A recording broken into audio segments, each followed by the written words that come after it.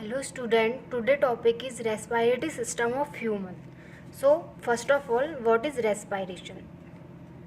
Respiration का मतलब होता है कि process of inhale and exhale, मतलब इनहेल और एक्सहेल करने की जो प्रोसेस होती है उसको हम कहते हैं रेस्पायरेशन. इनहेल का मतलब होता है कि ऑक्सीजन लेना एंड एक्सहेल का मतलब होता है CO2 निकालना.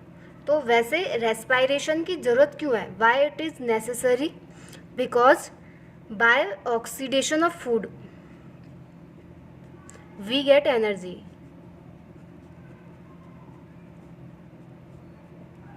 And energy is necessary for all living work. जितने भी लिविंग वर्क होते हैं उन सभी के लिए एनर्जी की ज़रूरत होती है, इसलिए हमें रेस्पायरेशन की ज़रूरत होती है ताकि फूड का ऑक्सीडेशन हो और हमें एनर्जी मिल सके. तो इसको हम बोलते हैं रेस्पायरेशन. रेस्पायरेशन की अगर हम डेफिनेशन देखते हैं तो डेफिनेशन होती है कि it is a activity in which energy, water, O2 and CO2 are obtained. First of all, it is necessary to respiration because energy is compulsory for all work. देखो, एनर्जी सबसे ज़्यादा important होती है. और energy कैसे मिलती है? जब फूड का ऑक्सीडेशन होता है. फूड का ऑक्सीडेशन कहाँ पर होता है? माइटोकॉन्ड्रिया के थ्रू होता है फूड का ऑक्सीडेशन, और ATP के फॉर्म में हमको एनर्जी मिलती है. ठीक है, अब पढ़ते हैं हम टाइप्स ऑफ रेस्पायरेशन. रेस्पायरेशन के दो टाइप होते हैं. एक तो होता है एक्सटर्नल रेस्पायरेशन और एक होता है इंटरनल रेस्पायरेशन. एक्सटर्नल रेस्पायरेशन का मतलब होता है कि जो हमारा एक्सटर्नल एनवायरनमेंट है, एनवायरनमेंट के थ्रू जो हम ऑक्सीजन इनटेक करते हैं वो हमारी बॉडी लेती है, तो उसको तो हम बोलते हैं एक्सटर्नल.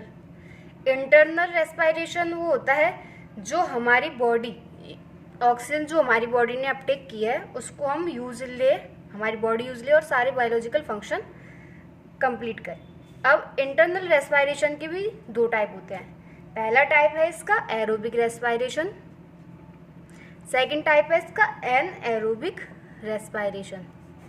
एरोबिक नेम से पता चल रहा है कि एयर यूज में आ रही है, मतलब व्हेन ऑक्सीजन इज यूज्ड, तो उसको बोलते हैं हम एरोबिक रेस्पायरेशन. मोस्टली जो एनिमल्स होते हैं, प्लांट, वो सभी की सभी ऑक्सीजन यूज में लेते हैं. एनाएरोबिक रेस्पायरेशन सम साइनोबैक्टीरियाज होते हैं, कुछ बैक्टीरिया, जैसे एग्जाम्पल है साइनोबैक्टीरिया.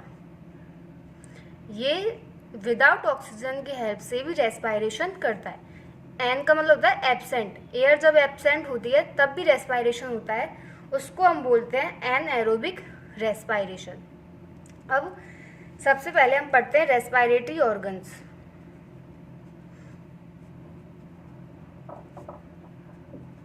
रेस्पायरेटरी ऑर्गन्स और रेस्पायरेटरी सिस्टम दो टाइप से मिलकर बनता है. ये रेस्पायरेटरी सिस्टम जो है, एक तो होती है इसमें रेस्पायरेटरी ऑर्गन्स और रेस्पायरेटरी मसल्स. देखो, रेस्पायरेटरी जो ऑर्गन्स होते हैं वो सबसे पहले आता है नोज, नोज के बाद mouth, pharynx, larynx, trachea and bronchi and lungs. Respiratory muscles are diaphragm, intercostal muscles, inhalatory muscles and exhalatory muscles. अब हमें इन सभी के बारे में पढ़ते हैं. ठीक है, देखो, नोज सबसे पहले हम देखते हैं नोज के बारे में. First respiratory organ is nose. Nose, we know it is divided into two parts which we call nostrils. जिनको हम नोस्ट्रिल कहते हैं। 2 नोस्ट्रिल प्रेजेंट होते हैं। नोज जो है, ऑक्सीजन जब हम लेते हैं, एयर जब हम नोज से लेते हैं, तो नोज के में होते हैं एक तो म्यूकस मेम्ब्रेन होती है, और म्यूकस मेम्ब्रेन के साथ नोज में हेयर्स भी प्रेजेंट रहते हैं। सभी ने देखे होंगे, किसी किसी के हेयर्स बड़े होते हैं। देखो, अब जब भी ऑक्सीजन इंटेक करते हैं तो जो हेयर एंड म्यूकस मेम्ब्रेन होती है, ये हमारे प्रिवेंट करती है डस्ट को, जो हम ऑक्सीजन एनवायरनमेंट से लेते हैं। डस्ट को भारी रोक लेती है, ओनली गैसेज एंटर करती है नोज के थ्रू। नोस्ट्रिल में डिवाइड होती है, बोन्स भी होती है नोस्ट्रिल में, एंड मेम्ब्रेन भी प्रेजेंट होती है। म्यूकस मेम्ब्रेन होती है एंड हेयर्स होती है, दोनों डस्ट को प्रिवेंट करती है। अब नोज के बाद माउथ से भी हम रेस्पायरेशन करते हैं, बट माउथ में कोई हेयर लाइक स्ट्रक्चर प्रेजेंट नहीं होती, तो जो भी हम माउथ से रेस्पायरेशन करते हैं तो उसमें डस्ट आने की पॉसिबिलिटी रहती है। डस्ट, इसके बाद आता है फेरिंग्स। फेरिंग्स से होता हुआ, फेरिंग्स में प्रेजेंट होती है ग्लॉटिस।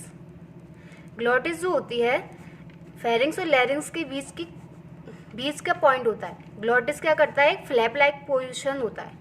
फ्लैप का मतलब होता है ढक्कन जैसे स्ट्रक्चर, जो food pipe and wind pipe को प्रिवेंट करता है। Food pipe and wind pipe को, जब भी हम फूड लेते हैं तो वो विंड पाइप में ना जाए, इसलिए वो क्लोज एंड ओपन होता रहता है। ठीक है, अब इसके बाद फेरिंग्स के बाद आता है इसमें लैरिंग्स। फेरिंग्स के भी 3 पार्ट होते हैं, मीजोफेरिंग्स, ओरोफेरिंग्स एंड लैरिंजोफेरिंग्स।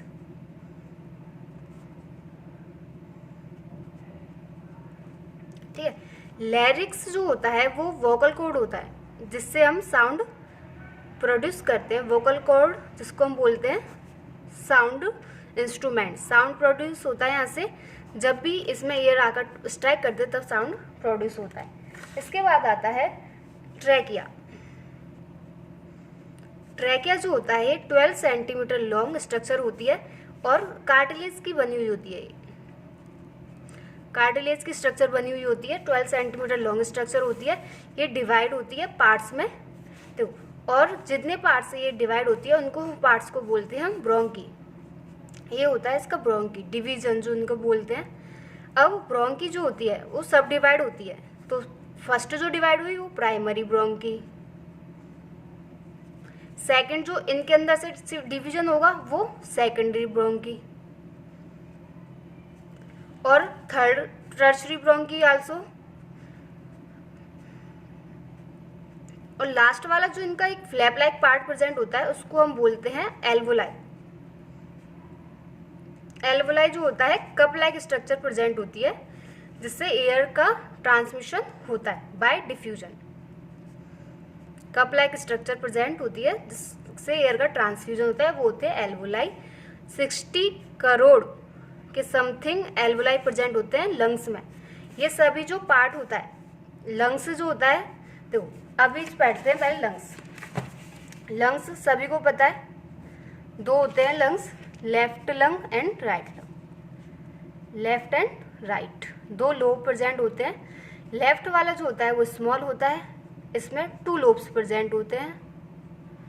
राइट वाले में 3 लोब्स प्रेजेंट होते हैं। अब राइट, ये इसमें टोटल 60 करोड़ की समथिंग एल्वोलाई प्रेजेंट होते हैं। और लंग्स जो होता है वो मोस्टली इन सभी का पार्ट बनाता है। किस सभी का पार्ट बनाता है? ट्रैकिया, ब्रोंकी प्लस एल्वोलाई, ये सभी मिलकर लंग्स का पार्ट बनाते हैं। ठीक है, लंग्स बना लेंगे ये सभी के सभी। और लंग्स जो होते हैं, जैसे लंग्स के स्ट्रक्चर है, रफ डायग्राम थोड़ा, तो लंग्स जो होता है वो कवर्ड रहता है यहाँ से यूं। इस मेम्ब्रेन को हम बोलते हैं प्लूरल मेम्ब्रेन। इसके बीच में फ्लूइड भरा रहता है जिसको हम बोलते हैं प्लूरल फ्लूइड, जो प्रोटेक्शन करता है इसका। बीच में यहाँ पर हार्ट प्रेजेंट होता है और यहाँ पर एक मसल्स प्रेजेंट होती है, उस मसल्स को बोलते हैं हम डायफ्राम।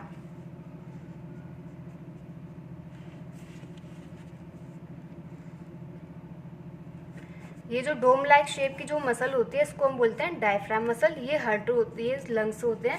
हार्ट इनके बीच में थोड़े से कैविटी में प्रेजेंट होता है। अब देखो, अब जो मेनली जो होते हैं, ये तो सारे की सारे जो होते हैं पासेज होता है। मेन ऑर्गन जो होता है वो होता है लंग्स, और एयर पासेज का वर्क करते हैं सारे ऑर्गन। कौन कौन से ऑर्गन? लाइक नोस्ट्रिल, नोस्ट्रिल के बाद नेजल कैविटी, नेजल कैविटी के बाद लेयर्स, इंटरनल लेयर्स इसको बोलते हैं हम।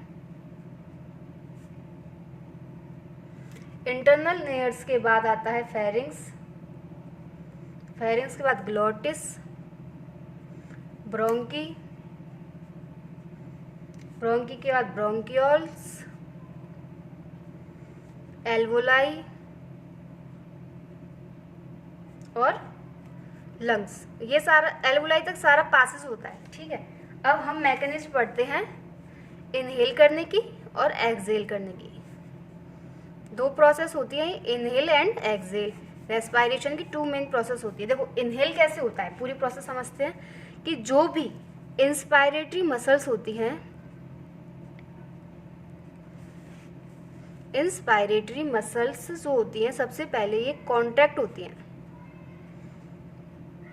मसल्स के कॉन्ट्रैक्ट होने पर जो थोरेसिक कैविटी होती है हमारी, वो थोरेसिक कैविटी की जो वॉल्यूम है, सबसे पहले वो वॉल्यूम बढ़ जाता है।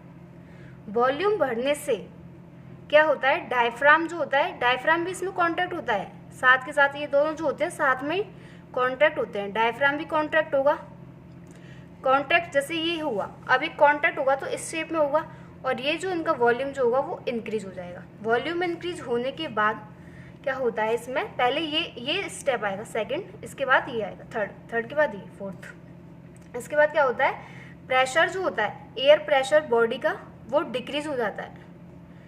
प्रेशर डिक्रीज होने की वजह से जो, क्योंकि जो एयर होती है वो फ्लो करती है हाई टू लो प्रेशर, तो ऑक्सीजन इनटेक करते हैं। इस प्रोसेस को बोलते हैं हम इनहेल प्रोसेस। एक्सहेल की प्रोसेस में क्या होता है, जस्ट इसका अपोजिट। कैसे, देखो इंस्पायरेटरी मसल्स रिलैक्स होती हैं, जैसे ये रिलैक्स होंगी तो थोरेसिक कैविटी जो होती है आल्सो प्लस डायफ्राम भी रिलैक्स होता है इस कंडीशन में। थोरेसिक कैविटी जो होती है उसका वॉल्यूम जो होता है वापस क्या हो जाता है, decrease, volume decrease. Volume decrease होने के बाद एयर प्रेशर जो होता है राइज हो जाता है। देखो CO2 जो होती है हमारी बॉडी में बनती है, क्योंकि ऑक्सीडेशन होता है तो CO2 रिलीज होती है हमारी बॉडी से। एयर प्रेशर ड्रॉप होगा तो वापस हाई टू लो में ट्रांसफर होगा, तो CO2 जो होगी वो आउट हो जाएगी। तो इस प्रोसेस को बोलते हैं एक्सहेल की प्रोसेस। तो ये हो गया हमारा रेस्पिरेटरी सिस्टम। अभी इसके कुछ टॉपिक रह गए हैं, वो हम नेक्स्ट वीडियो में देखते हैं। Thank you.